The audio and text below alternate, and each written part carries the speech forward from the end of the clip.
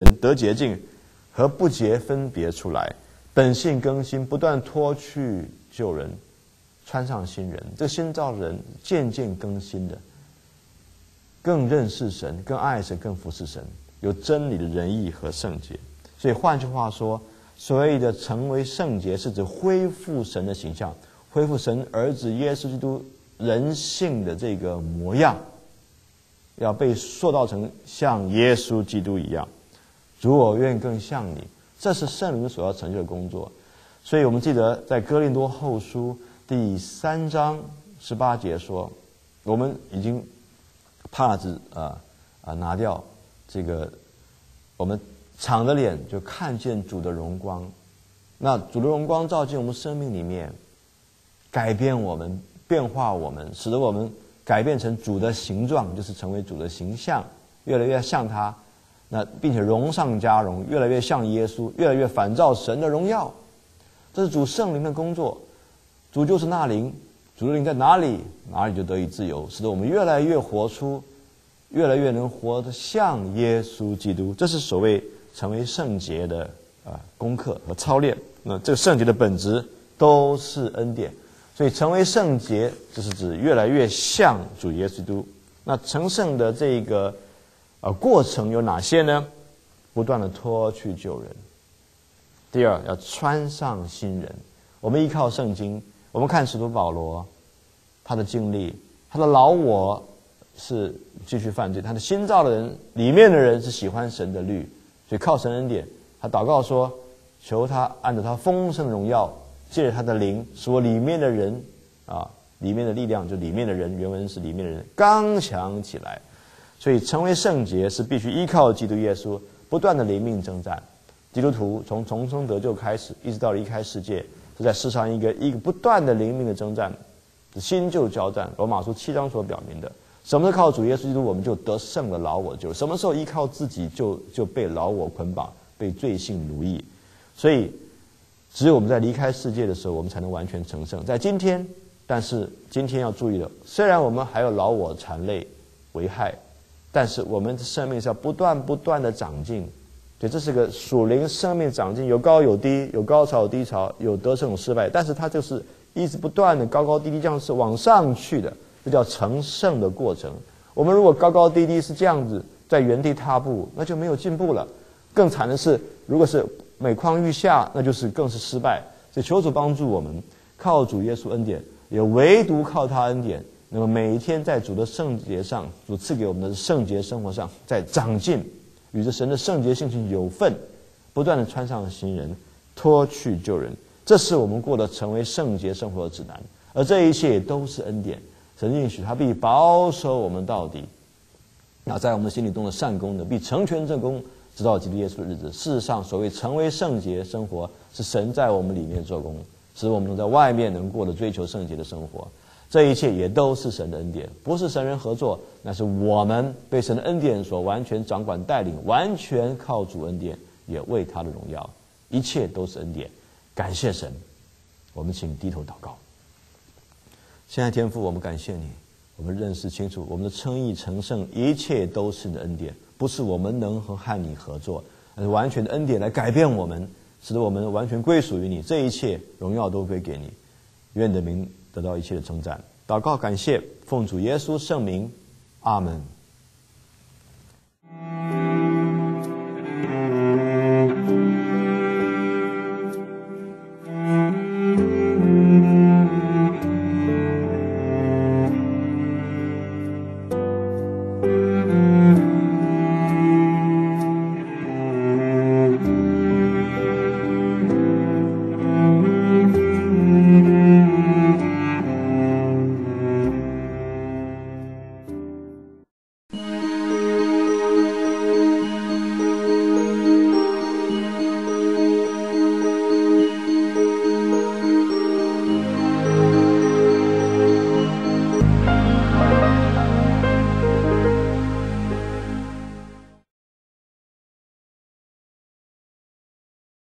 认识救恩第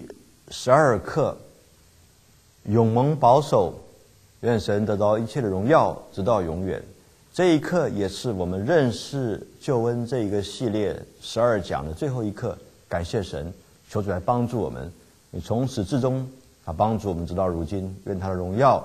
得到称赞。我们请低头祷告。亲爱的天父，我们感谢你带领我们这门课程的认识救恩的学习到第12课，最后一课，这一切都是你的恩典。求主圣灵保惠师光照我们心，引导我们进入主话语真理，让我们真实明白主你永远保守我们，并且使得我们得救到底。我们有至终得救确据，完全都是因为你。这一切救恩计划都要完全的实现，使你荣耀的恩典得到称赞。这一切感恩祷告完全靠主恩典，也唯独将荣耀归给你。奉主耶稣圣名祷告感谢，阿门。在认识救恩这个系列课程里面，我们按照圣经说明这最宝贵的真理，那就是死在罪中的罪人像我们，如何能成为在光明中的圣徒，完全是三一真神的拯救。圣父在万事以先的预定拣选，主权的无条件的拣选，圣子在2000年前为我们道成肉身，死在十架，付出那确定的赎价，为主的羊舍命，为我们舍命。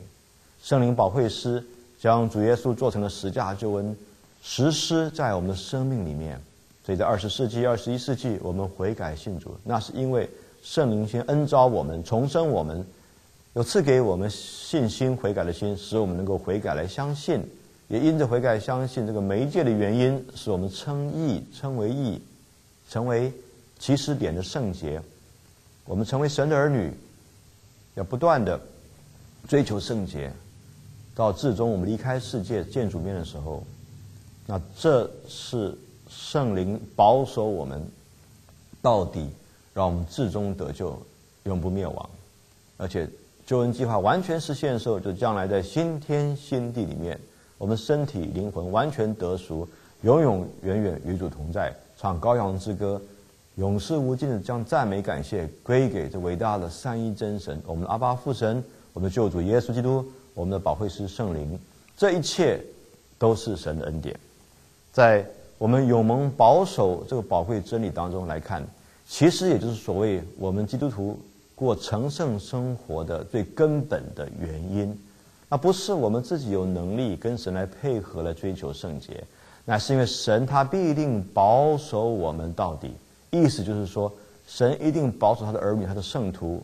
至终得救到底。在每一步每一个过程，在今生神都叫万事互相效力，叫他的儿女得益处，就是按他旨意被召的人，蒙他恩典，蒙他大爱所拣选的人。